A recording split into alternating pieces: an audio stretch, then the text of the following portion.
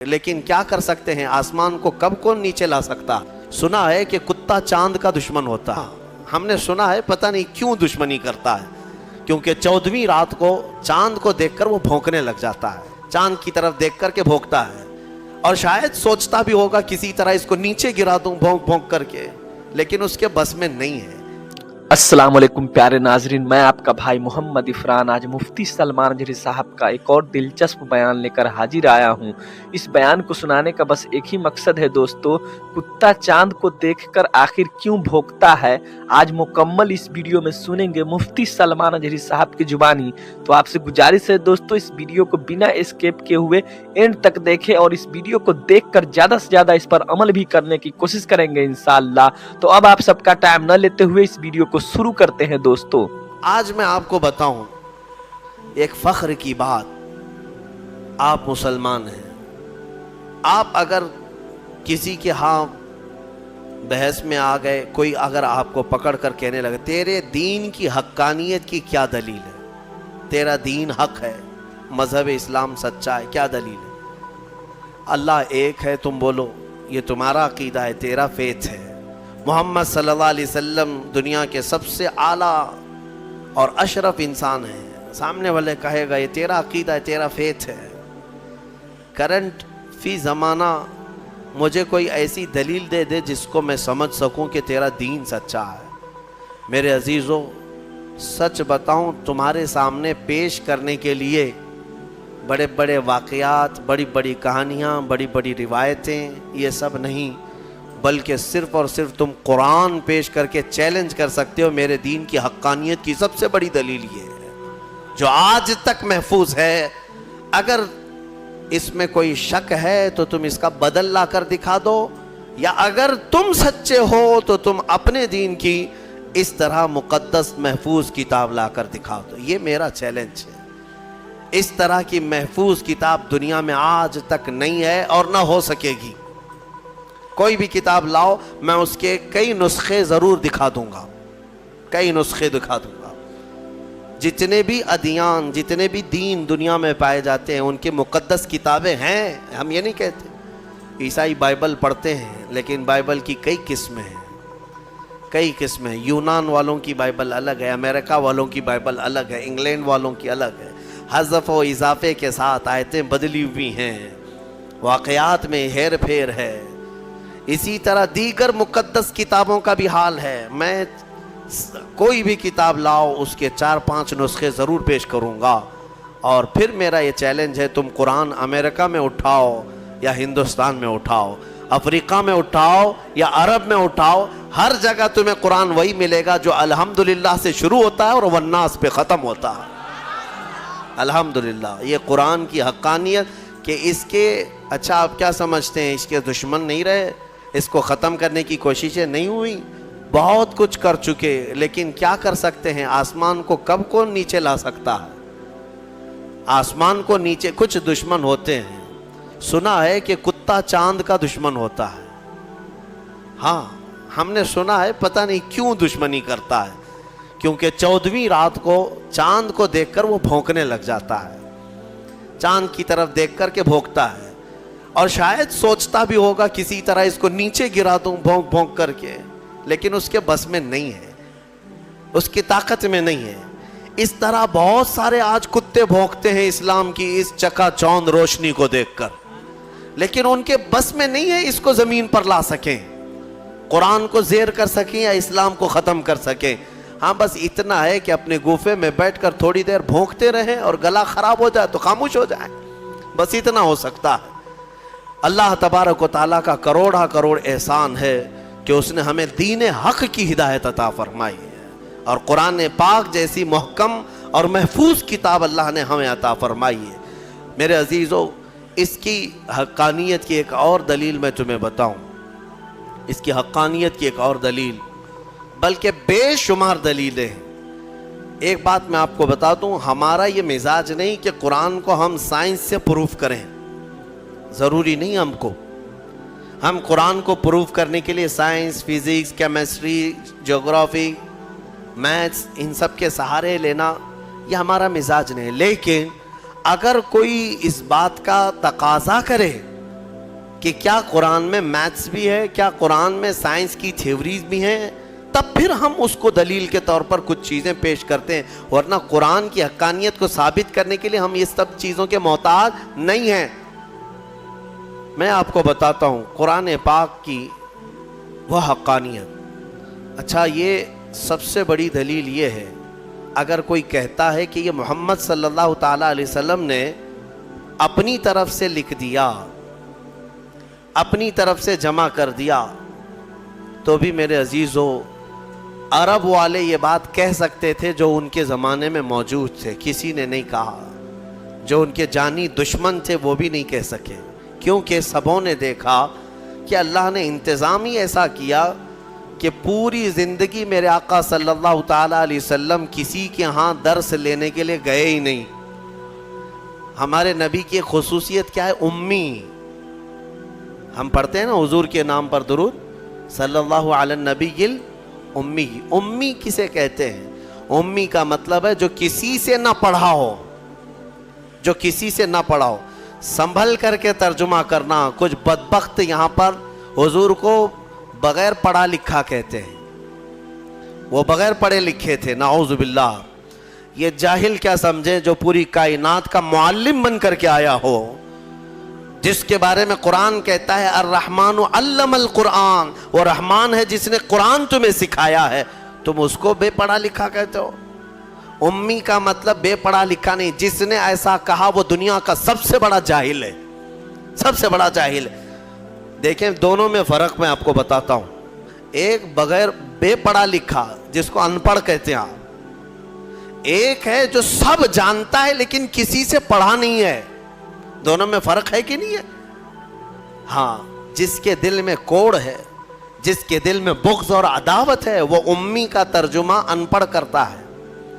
ان پڑھ کے ذریعے سے معاذ اللہ رب العالمین جس نے ایسا کہا, حضور پاک صلی اللہ تعالیٰ علیہ وسلم کی شان میں اس نے تنقیص کیا, حضور کی توہین کیا, میرے آقا صلی اللہ تعالیٰ علیہ وسلم کی اس نے گستاخی کیا. اور ہم نے یہاں پر سنا بھی تھا, ہماری شہر میں کوئی ایسا ماڈرن آدمی آیا جو یہ کہنے لگا کہ حضور کو لکھنا نہیں آتا تھا. ظالم, تو نے لکھنا کہاں سے سیکھا؟ جس رسول نے مدینے کے اندر صرف 10 سال کے اندر 80,000 لوگوں کو قلم پکڑنا سکھایا, تم ظالم اس کو کہتے ہو رسول پاک صلی اللہ علیہ وسلم کو لکھنا نہیں آتا تھا. نعوذ باللہ من ذالک. اگر حضور صلی اللہ تعالیٰ علیہ وسلم کو لکھنا نہیں آتا تھا تو پھر یہ قرآن لکھوایا کس نے ہے؟ قرآن لکھوایا کس نے ہے؟ کاتبان وحی ضرور ہیں, لکھنے والے صحابہ تھے, قرآن لکھنے والے صحابہ تھے, لیکن کیا حضور پڑھ دیتے تھے وہ گھر جا کر لکھتے تھے؟ حضرت امیر معاویہ فرماتے ہیں حضور کی صحبت میں وہ بیٹھتے تھے, قرآن کی آیتیں جب اترتی حضور فرماتے لکھو. اب جب وہ لکھتے تو حضور بتاتے یہ اس طرح سے لکھو, یہ اس طرح سے لکھو. آیتوں کو کہاں سے کیسے لکھا جائے میرے آقا خود تعلیم فرماتے. یہ اور بات ہے کہ رسول کریم صلی اللہ تعالیٰ علیہ وسلم نے خود قلم نہیں اٹھایا, لیکن ہزاروں کو قلم پکڑنا خود سکھایا ہے میرے آقا نے. اور جو یہ کہتا ہے وہ ہمارے دل کو ٹھیس پہنچاتا ہے. اے سنی مسلمانوں, نبی پاک صلی اللہ تعالیٰ علیہ وسلم کو لکھنا نہیں آتا تھا, نعوذ باللہ من ذالک. قرآن جن کے بارے میں کہہ رہا ہے وَعَلَّمَكَ مَا لَمْ تَكُنْ تَعْلَمْ, اے رسول ہم نے آپ کو وہ سب سکھا دیا جو آپ نہیں جانتے تھے. اگر حضور لکھنا نہیں جانتے تھے تو اس آیت کے مطابق رب نے انہیں سکھایا کہ نہیں سکھایا؟ اللہ فرما رہے ہم نے وہ سب سکھا دیا. سب میں کیا کیا آیا؟ سب میں کیا کیا آیا؟ سب میں میرا اور تمہارا نام بھی آ گیا. ہاں, میرے رسول کو اللہ نے وہ بھی سکھا دیا کہ اتنے زمانے کے بعد یہ لوگ آئیں گے, فلاں آئیں گے. حضور کو اللہ نے سارے علوم سکھائے, اس میں لکھنا بھی ہے, پڑھنا بھی ہے, بولنا بھی ہے, سننا بھی ہے, ساری چیزیں آ گئی. علمک ما لم تکن تعلم. اسی لیے الحمدللہ ہم اہل سنت و جماعت کا موقف یہ ہے کہ میرے رسول عالم ما کان و ما یکون ہیں. جو کچھ ہوا وہ بھی جانتے تھے اور جو کچھ ہونے والا ہے وہ بھی جانتے تھے. بات میں جو کہہ رہا تھا وہ توجہ سے سنیں. امی کسے کہتے ہیں؟ پھر سے تنبیہ کے ساتھ میں کہہ رہا ہوں, امی کا مطلب ان پڑھ نہیں, ان پڑھ نہیں, بلکہ جو کسی سے پڑھا ہوا نہ ہو, اس کا کوئی استاد نہ ہو. میرے رسول کی شان ہے، وہ امی ہیں، اگر ان کو کسی نے پڑھایا ہے تو سیدھے ان کے پروردگار نے پڑھایا ہے۔ ہاں بس اللہ تبارک و تعالیٰ ان کا استاذ ہے، جبرائیل بھی نہیں۔ بعض لوگ یہ کہتے ہیں کہ جبرائیل آ کر دکھا، جبرائیل علیہ السلام کا کام صرف پہنچانے کا ہے، پڑھانے کا نہیں۔ جبرائیل علیہ السلام کا کام کیا ہے؟ پہنچانے کا۔ اسی لیے ہمارے ایک مفسر نے لکھا ہے پہلی آیت جو قرآن کی اتری وہ کیا تھی پتہ ہے نا مسلمانوں؟ اقرا بسم ربک الذی خلق، غار حرا میں یہ اتری ہے۔ میں توجہ چاہتا ہوں، جب جبرائیل آئے غار حرا میں تو جبرائیل یہ کہہ رہے تھے اقرا، پڑھو۔ کیا کہہ رہے تھے؟ پڑھو۔ اور حضور فرما رہے تھے ما انا بقاری، میں نہیں پڑھنے والا۔ اب یہاں پر بھی کچھ ظالم کوڑ دل والے کہتے ہیں ترجمے میں کہ مجھے پڑھنا نہیں آتا۔ تم کو پڑھنا نہیں آتا، رسول کو کیا نہیں آتا ہے؟ حضور یہ فرما رہے تھے کہ میں نہیں پڑھنے والا، میں پڑھوں گا نہیں۔ وہ کیوں کہہ رہے تھے میں آپ کو بتاتا ہوں۔ پھر سے جبرائیل نے سینے سے سینہ لگایا، 3 بار کیا جبرائیل نے اقرا، پڑھیے۔ کیا کہا؟ پڑھو۔ اس میں فرق سمجھو میرے عزیزو، عربی میں ایک لفظ ہے قل، قل کا مطلب ہوتا ہے کہو۔ بچے کو ہم قریب لائیں جو بالکل ابتدائی والا ہو تو اس سے کہتے ہیں کہ بیٹا میں جیسا کہوں ویسا کہو، میں جیسا بولوں ویسا بولو۔ مطلب کیا ہے کہ ابھی اس کو کچھ آتا نہیں ہے اس لیے میں اس کو کہہ رہا ہوں بولو۔ یہ قل میں ہوتا ہے، قل میں۔ اور بعض مفسرین نے فرمایا جبرائیل جب اقرا کہہ رہے تھے کہ پڑھو، یہ اسی کو کہا جاتا ہے جو کبھی پڑھا ہوا ہو، یہ اسی سے کہا جاتا ہے جو کبھی پڑھا ہوا ہو۔ اقرا، پڑھو۔ اور قرآن کی کتنی آیتیں میں تم کو بتاؤں۔ اللہ تعالیٰ فرما رہا ہے وَإِذْ قَالَ رَبُّكَ لِلْمَلَائِكَةِ إِنِّي جَاعِلٌ فِي الْأَرْضِ خَلِيفَةً، پہلے والے پارے میں میں نے اس کی تفسیر بھی کیا ہے۔ وَإِذْ کا مطلب کیا ہے؟ ترجمہ اٹھا کر کے دیکھ لینا۔ وَإِذْ، اور یاد کرو جب رب نے فرشتوں سے کہا کہ آدم کو میں اپنا خلیفہ بنانے والا ہوں۔ اللہ تعالیٰ فرشتوں سے فرما رہا ہے کہ میں ایک انسان بناؤں گا آدم، اور اس کو خلیفہ بنا کر زمین میں بھیجوں گا۔ لیکن اس سے پہلے آیت کہاں سے شروع ہو رہی ہے؟ وَإِذْ کا مطلب ہوتا ہے یاد کرو، اور یاد کرو اے محمد جب رب تمہارا کہہ رہا تھا فرشتوں سے کہ میں زمین میں اپنا خلیفہ بناؤں گا۔ حضور کو کیوں کہا جا رہا ہے؟ حضور کو یہ کیوں کہا جا رہا ہے؟ اور یاد کرو مطلب یہ ہے کہ اے محبوب کیا آپ بھی تو تھے اس وقت نورانی حالت میں، نور کی کیفیت میں آپ بھی تھے، وہ یاد کریں آپ جب رب فرما رہا تھا۔ تو جو رسول آدم کے پیدا ہونے سے پہلے سے حالات دیکھ رہے ہوں اس کے بارے میں تم کہتے ہو بغیر پڑھا لکھا ہے۔ ہاں بہرحال مجھے جو بات عرض کرنی تھی وہ قرآن کی حفاظت کی، وہ یہ ہے کہ اللہ نے ایسے رسول پر یہ قرآن اتارا جو کسی سے پڑھا ہوا نہیں ہے۔ اور اس قرآن کی سب سے بڑی یہ دلیل ہے کہ رسول پاک صلی اللہ تعالیٰ علیہ وسلم پر ایسا قرآن اترا ہے جو عرب کے لٹریچر میں سب سے ہائی لیول کا لٹریچر ہے، سب سے ہائی لیول کا۔ عربی فصاحت بلاغت میں اس کا کوئی مثل ہی نہیں تھا۔ وہاں اس زمانے میں عربی جاننے والے بڑے بڑے شعراء تھے، بڑے بڑے عربی دان تھے۔ حضور پاک صلی اللہ علیہ وسلم نے چیلنج کے لیے ایک بار خانہ کعبہ کے دروازے پر یہ سورہ بھی لگا دی تھی، انا اعطیناک الکوثر فصلی لربک وانحر ان شانئک هو الابتر۔ کوئی عرب کا شاعر ہے تو اس کا جواب لکھ کر کے لائے۔ اگر یہ شعر ہے، میرے شعر و شاعری ہے، تو تم اس شعر و شاعری سے اس کا جواب لکھ کر لاؤ۔